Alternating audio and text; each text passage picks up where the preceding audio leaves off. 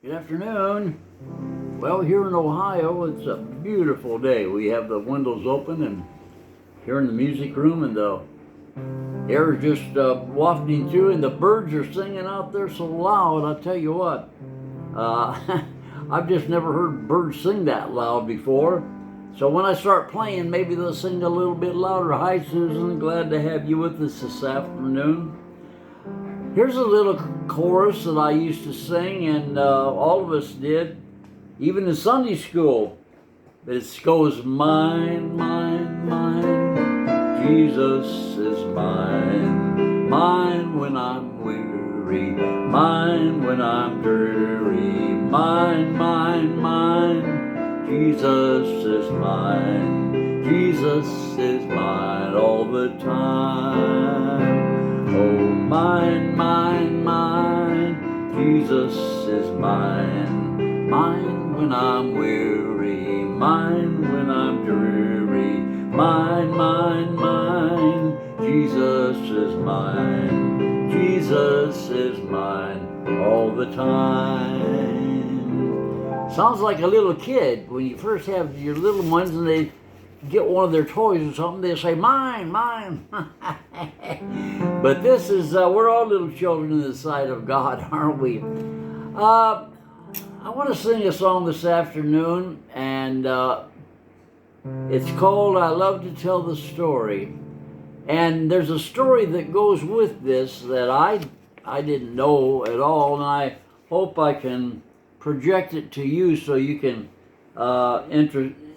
hear what this is all about. The fellow's name was James Proctor, the author of this song. He had been raised in a Christian home, but as a teenager he began his reading and writings of agnostics and infidels. Soon he started attending some meetings of groups that called themselves free thinkers. We got a place around the corner from us, not too far, I think, that they kind of go that way. He said he now doubted his parents' Christian views and renounced Christianity. In time, he became the president of this free thinkers group. However, when he became seriously ill and it was thought that he might not live, he asked to see his Christian minister that he had when he was a kid. The minister came and prayed with him, and James Proctor responded in faith and was converted. Later, when his sister came to visit him, he asked her to look in his dresser to find a poem he had written. Then he dedicated to her the 2 closing verses, and he wanted his friends in free thinkers groups to read. So the hymn was completed. There's love in all the words and in deeds. There are all many, many sinners that need to find that being in God is where the real thinking becomes. And we have like I said, we have a place around the corner not too far from us. And we've gone by it a few times, and I say to Leanne, whatever that is, and I think that's one of them free thinker outfits.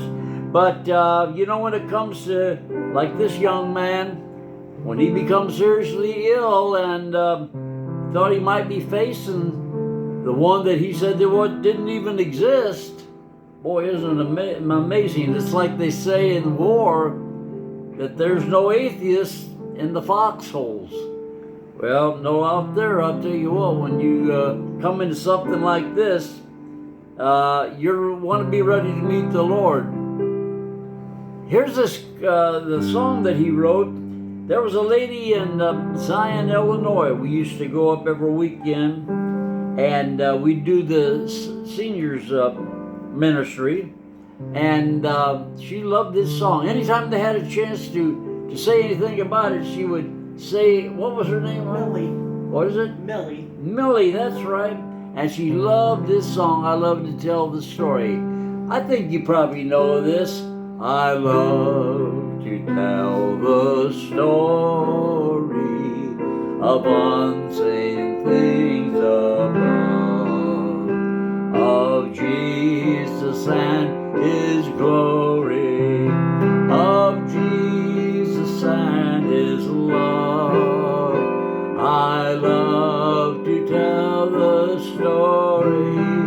because it know that is true. It satisfies my longing as nothing else can do. I love to tell the story. It will be my theme in glory to tell the old story of Jesus and His love. Hi Sam, got my brother down in Florida watching in this afternoon. I know he can sing this, every word of it. I love to tell the story, 'tis pleasant to repeat what seems each time I tell it more wonderful and sweet.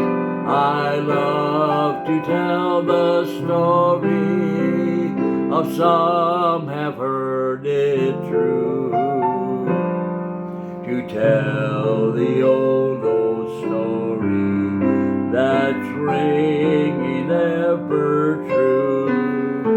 I love to tell the story, will be my theme in glory, to tell the old story of Jesus and His love.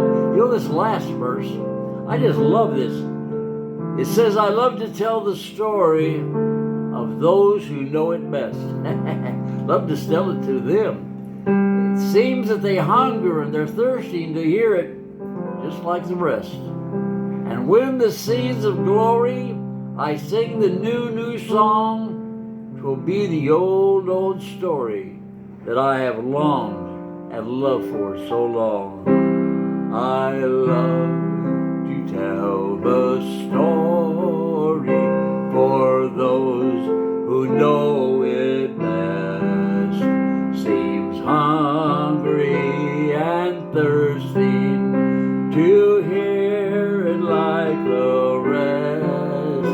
And when the scenes in glory, I sing the new song, will be the old story that I have loved so long. I love the old story, will be my theme and glory, to tell the old story of Jesus and His love.